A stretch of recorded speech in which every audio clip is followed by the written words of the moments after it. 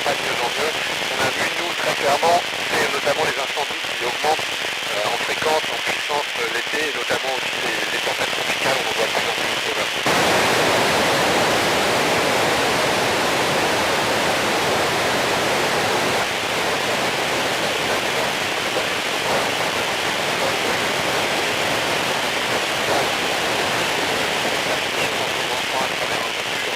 Parfois le soir, quand les lumières sont éteintes, je m'amuse à flotter dans un module, à me laisser même parfois rebondir contre les murs, tu fais comme si j'étais complètement inerte, et c'est vraiment une sensation assez sympa.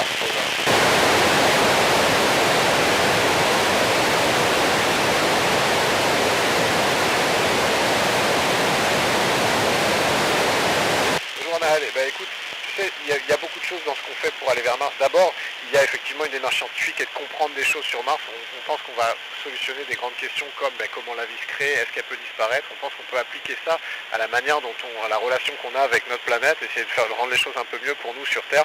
Et puis tu sais, peut-être que demain, si l'espèce humaine continue de se multiplier, il faudra voir un peu d'autres, justement pour pas utiliser trop les ressources de la Terre et l'amener à un point qui est pas gérable. Il faudra peut-être regarder ailleurs, mais pour l'instant, on n'en est pas là. Pour l'instant, tout ce qu'on veut faire, c'est de la découverte, de la recherche, et on ne parle pas vraiment d'aller coloniser d'autres planètes. Over.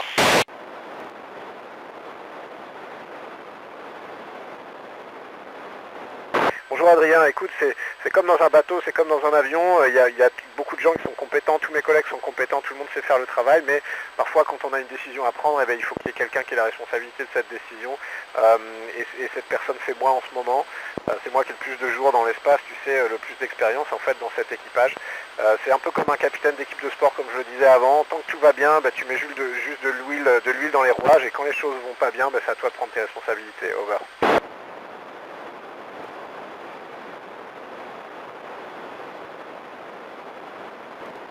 Bonjour Clémence, écoute, je pense surtout que la question se posera jamais, je pense qu'on va, j'espère, je le souhaite, mais en même temps je le crois qu'on va arriver à rendre notre planète habitable et à ne pas la rendre inhabitable. Une fois qu'on aura géré ce problème-là, qui est la priorité, ensuite on regardera ce qu'on peut faire sur Mars, mais encore une fois l'idée c'est d'aller apprendre beaucoup de choses. Mars c'est pas un plan B pour la Terre, c'est pas comme ça qu'on le voit. Over.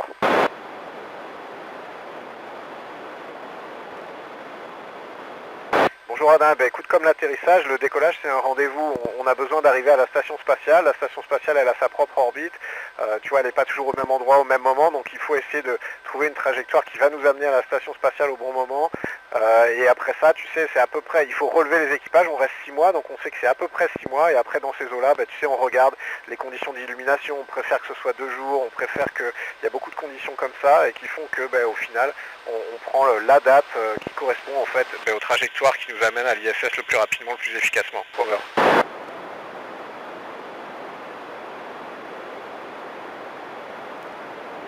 Bonjour Juliette, écoute, il y a plusieurs choses. Déjà, on a un peu mal partout parce que cette armure, ce scaphandre métallique qu'on porte sur nous, c'est pas le truc le plus confortable et on va beaucoup travailler, notamment avec les bras, les épaules, les mains, le haut du corps, donc on est un peu fatigué. Mais après, tu sais, quand tu regardes un petit peu dehors et parfois t'es tout en haut de la station comme je l'étais ou tout à l'avant et là tu as l'impression vraiment de flotter tout seul. C'est encore beaucoup plus fort que quand tu regardes à travers un hublot depuis l'intérieur de la station. Over.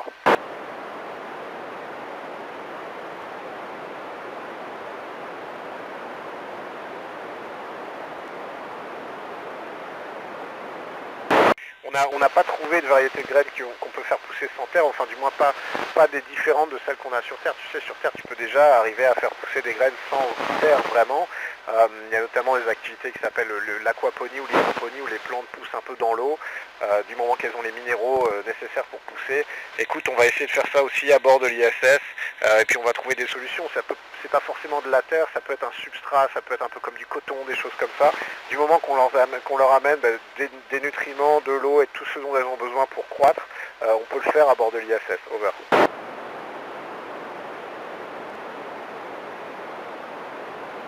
Bonjour Inès, mon endroit préféré, tu sais, c'est un peu comme tout le monde, c'est la cupola, parce qu'on y passe beaucoup de temps pour regarder la planète, pour regarder autour de nous les levées de soleil, les couchers de soleil, les aurores boréales. C'est vraiment l'endroit où tout le monde aime passer un peu de temps le soir après la journée de travail. Over.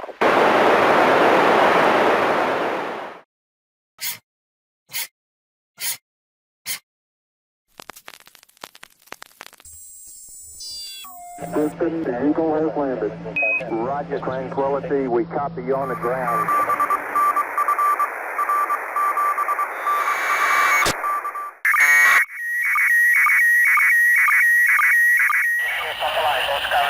Charlie Lima satellite. Excellent, many thanks, bye bye, ciao.